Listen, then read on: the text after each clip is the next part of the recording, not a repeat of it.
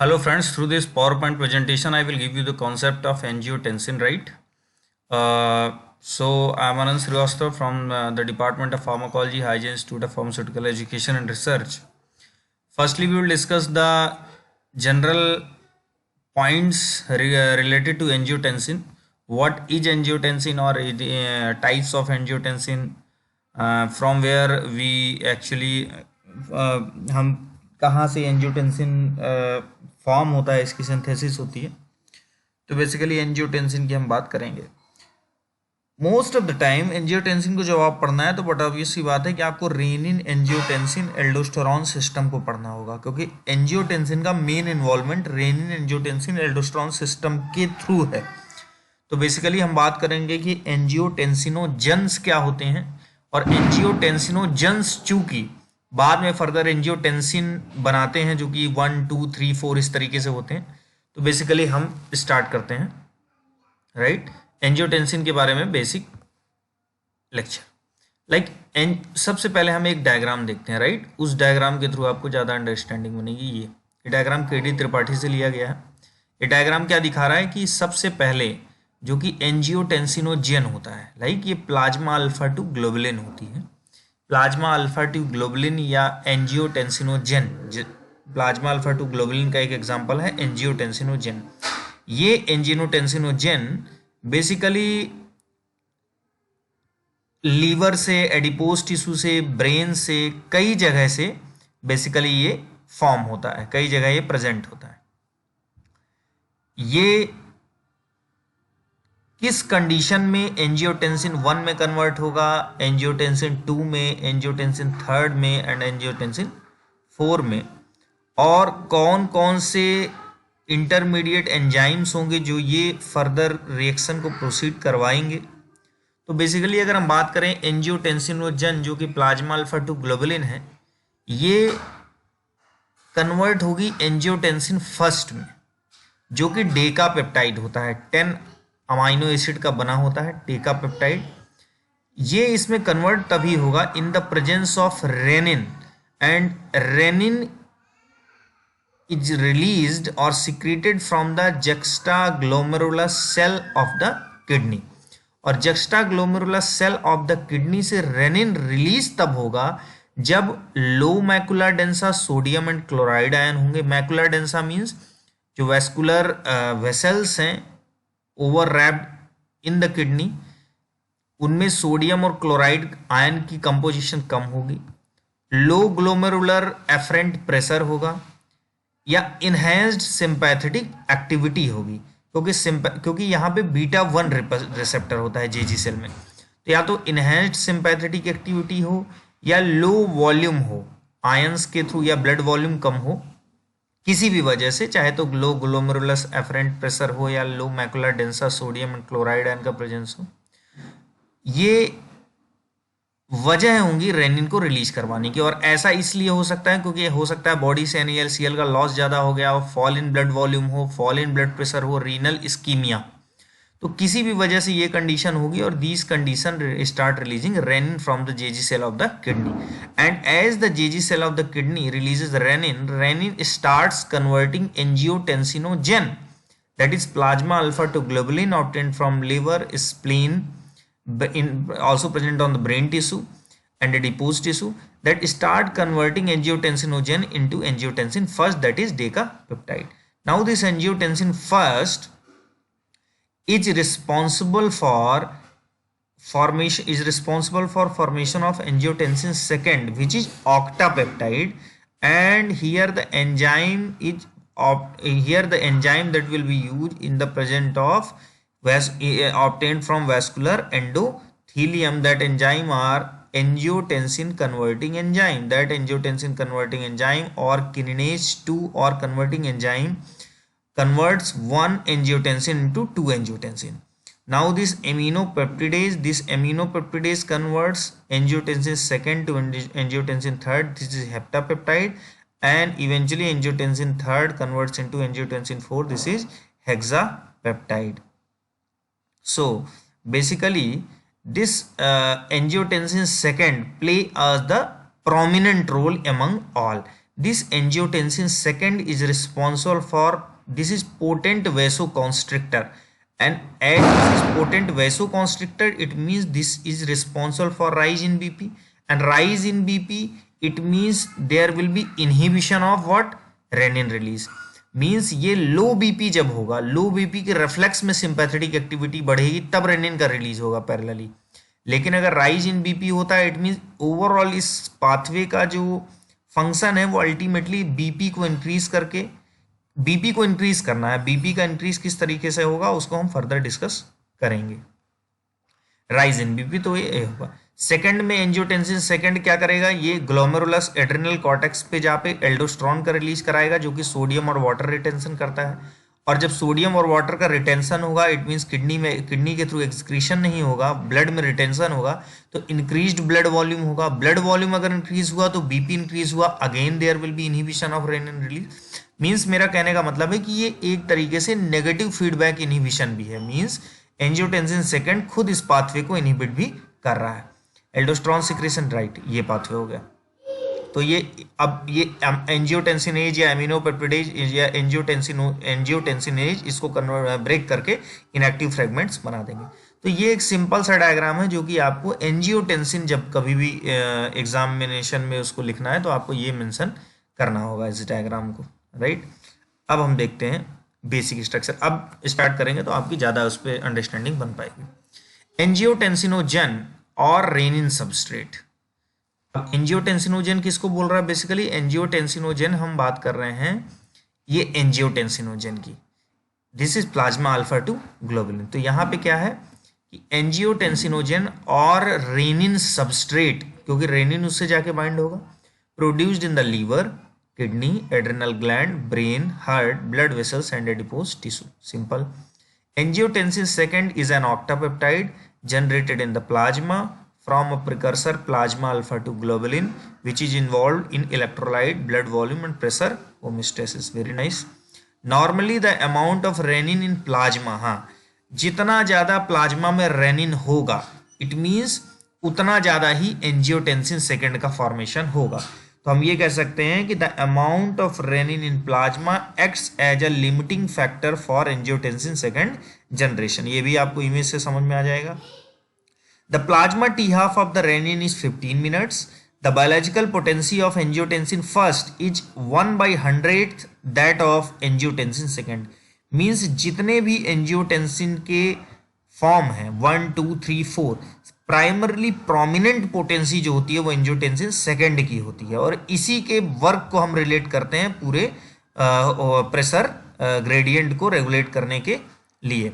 तो वही यहाँ पे कह रहा है कि एंजियोटेंसिन फर्स्ट जो होता है 1/100 होता है एंजियोटेंसिन सेकेंड का, but it rapidly converted into latter by angiotensin converting enzyme which is dipeptidyl carboxy peptidase, an ectoenzyme located primarily on the luminal surface of vascular endothelial cell, especially in lungs। तो angiotensin converting enzyme के लिए बोल रहा है basically, ये angiotensin converting enzyme angiotensin 1 को angiotensin second में convert कर देते हैं, जो कि वैस्कुलर, जो कि कहाँ प्रेजेंट होते हैं, वैस्कुलर एंडोथीलियम में, मेनली किसके, लंग्स के। तो एस कहाँ, एस एंजाइम कहाँ पे होंगे, लंग्स में। ठीक है, तो आपका ये कॉन्सेप्ट इसमें क्लियर होगा। नेक्स्ट स्लाइड में चलते हैं, ये आपका ऑलरेडी क्लियर है। एक्शंस की बात करते हैं। तो चूंकि the most prominent action of 82 is vasoconstriction produce directly as well as enhancing adrenaline और noradrenaline release from the adrenal medulla और adrenergic nerve ending and by increasing central sympathetic outflow. But obvious सी बात है कि इस diagram में हमने देखा कि जब यहाँ पे एंजियोटेंसिन सेकेंड फॉर्म हो रहा तो ये क्या कर रहा है, वैसोकॉन्स्ट्रिक्शन कर रहा है। एड्रिनल कॉर्टेक्स में भी जाके वहां से एड्रिनल और नॉर एड्रेनलिन का रिलीज करवा रहा, प्लस सोडियम वाटर का रिटेंशन करवा रहा। तो कई तरीके से ब्लड वॉल्यूम को ब्लड प्रेशर को इनहांस कर रहा है, जैसे डायरेक्ट वैसोकॉन्स्ट्रिक्शन के थ्रू, इंक्रीज्ड ब्लड वॉल्यूम के थ्रू, एड्रेनलिन ग्लैंड्स के मेडुला से एड्रिनल नॉर एड्रेनलिन के रिलीज करवा के, और एल्डोस्टेरोन रिलीज करा के, सोडियम वाटर रिटेंशन करवा के, इंक्रीज ब्लड वॉल्यूम करवा के। तो कई वेज हैं जिनके थ्रू एंजियोटेंसिन वर्क करता है। वही यहाँ पे लिखा हुआ है कि फर्स्ट आपका क्लियर हुआ पैराग्राफ। सेकंड क्या है, angiotensin second injected IV is much more potent than noradrenaline as a pressure agent. Very good, noradrenaline से भी ज़्यादा मोर पोटेंट होता है, तो बट ऑब्वियस है कि इसकी इंपॉर्टेंस बढ़ जाती है। No tachyphylaxis is seen in the pressure action of angiotensin second, rather long term infusion of low concentration of angiotensin second produces progressive and sustained rise in BP by its renal effect, promoting salt and water reabsorption, correct है, as well as by enhancing endothelin generation. तो ये reabsorption करा के बढ़ाता है। Second क्या है, indirectly volume overload हो रहा है सोडियम वाटर रीएब्जॉर्प्शन के through and increase TPR, TPR भी बढ़ेगा, total peripheral resistance caused by AT2 contribute to the hypertrophy and remodeling. Hypertrophy and remodeling का मतलब क्या होता है, redistribution of the muscle mass in the heart and blood vessels, और जब heart में वेंट्रिकल में स्पेशली होता है तो वेंट्रिकल हाइपरट्रॉफी होती है, और इसकी भी कई मैकेनिज्म है रिमॉडलिंग की, एक्सेंट्रिक और एक्सेंट्रिक मैकेनिज्म, तो वो एक अलग एक पार्ट है, लेकिन ओवरऑल रीमॉडलिंग की प्रोसेस को भी AT2 करवाता है। तो एक्शन की बात हम कर लिए। स्मूथ मसल के अगर एक्शन की बात करें तो बेसिकली स्मूथ मसल को कॉन्ट्रैक्ट करती है।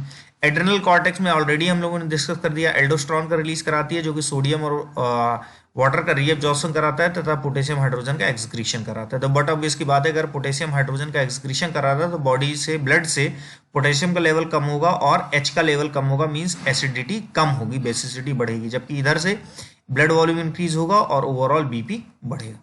किडनी की अगर बात करें, किडनी में सेम वही चीज घुमा फिरा के लिखी है, लेकिन एक चीज यहाँ पे समझने वाली है कि एल्डोस्टेरोन एंजियोटेंसिन सेकेंड जो प्रमोट करता है सोडियम हाइड्रोजन एक्सचेंज इन प्रॉक्सिमल ट्यूब्यूल, ये क्या करता है, exerting indirect effect on the kidney through aldosterone, angiotensin second promote sodium hydrogen antipode, जो कि हम पीसीटी जैसा कि हमने डायूरेटिक्स चैप्टर में पढ़ा था, सोडियम हाइड्रोजन एंटीपोड का वर्क क्या होता है कि सोडियम के रीएब्जॉर्प्शन में हेल्प करता है, पीसीटी में होता है, प्रॉक्सिमल कन्वोल्यूटेड ट्यूब्यूल में। तो ये क्या करेगा, एंजियोटेंसिन सेकेंड इसकी फंक्शनिंग की इफिशियंसी को बढ़ाएगा, तो जब इसकी फंक्शनिंग बढ़ेगी इट मीन्स सोडियम क्लोराइड और SCO3 माइनस का रीएब्जॉर्प्शन भी बढ़ जाएगा, मीन्स इनका लॉस कम होगा, ओवरऑल ब्लड वॉल्यूम ज्यादा होगा। Angiotensin second reduce renal blood flow, renal blood flow को भी कम करते हैं एंड GFR को भी कम करते हैं। ये बहुत इंपॉर्टेंट चीज है क्योंकि आगे चल के स्क्लेरोडर्मा क्राइसिस में इसी वजह से हम यूज कर पाते हैं, क्योंकि रिड्यूस करता है रीनल ब्लड फ्लो को। अभी हम उसको और क्लियर करेंगे, तो ये एक पार्ट हुआ। CNS में अगर बात करें तो ये ड्रिंकिंग बिहेवियर को बढ़ाता है। ADH ड्रिंकिंग बिहेवियर बढ़ाना मतलब ओवरऑल प्लाज्मा वॉल्यूम को बढ़ाने की बात कर रहे हैं, जबकि ADH मतलब एंटी डायूरेटिक हार्मोन, डायूरेसिस को कम कराने की। मीन्स दोनों जो हमारी मैकेनिज्म है, whether it is induce drinking behaviour and ADH release, both of which would be conductive for to plasma volume expansion, mean plasma volume को बढ़ा रहा है। Angiotensin second also increases central sympathetic outflow, already हो चुका है, which contribute to the pressure response. Brain has its own tissue renin angiotensin system and generate angiotensin second locally as well. तो ऐसा नहीं है कि रेनिन एंजियोटेंसिन सिस्टम आपका केवल किडनी में वर्क कर रहा, वो आपके कई पार्ट में वर्क करता है। इनफैक्ट आपके लीवर में, स्प्लीन में, एडिपोज टिश्यू में, कई जगह ये सिस्टम वर्क करता है जहां पर एंजियोटेंसिनोजन प्रेजेंट होगा। नाउ दो रिसेप्टर इसके सब टाइप होते हैं, 81 और 82 रिसेप्टर होते हैं, बेसिकली दोनों GPCR फैमिली के हैं। जो मेजर इफेक्ट होता है वो 81 के थ्रू होता है।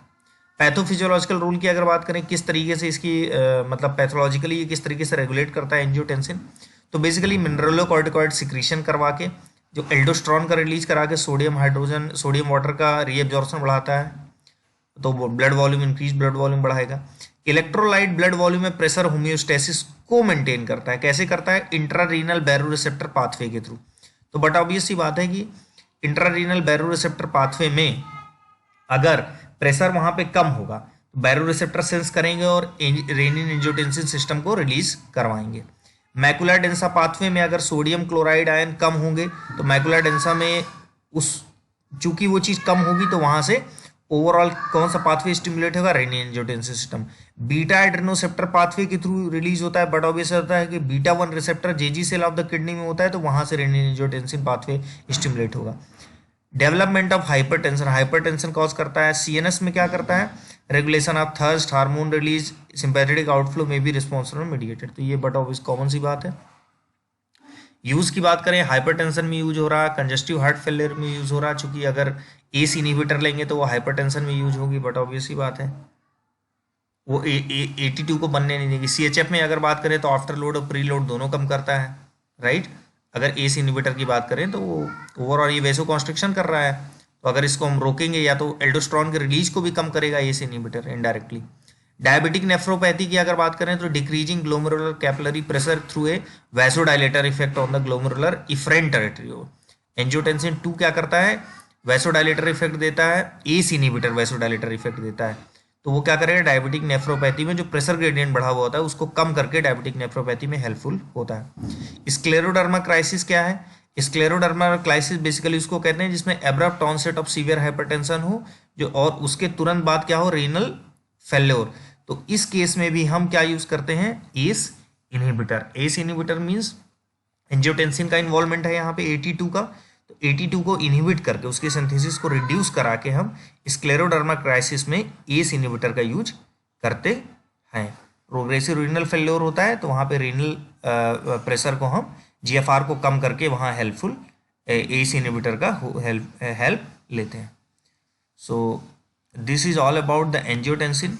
आई होप कि आपकी अंडरस्टैंडिंग बनी होगी और आप इसको अगर एक बार फिर से बेहतर तरीके से कंसेप्ट क्रिएट करते हैं तो आप फिर भी अगर आपको कोई डाउट होता है आप इसको एक बार पढ़िए, अगर कोई डाउट होता है फिर से आप क्लियर कर सकते हैं, अदरवाइज आप इसके लिए बुक रेफर कर सकते हैं और कोई फिर भी कोई डाउट होता है तो आप पूछ सकते हैं। Thank you very much.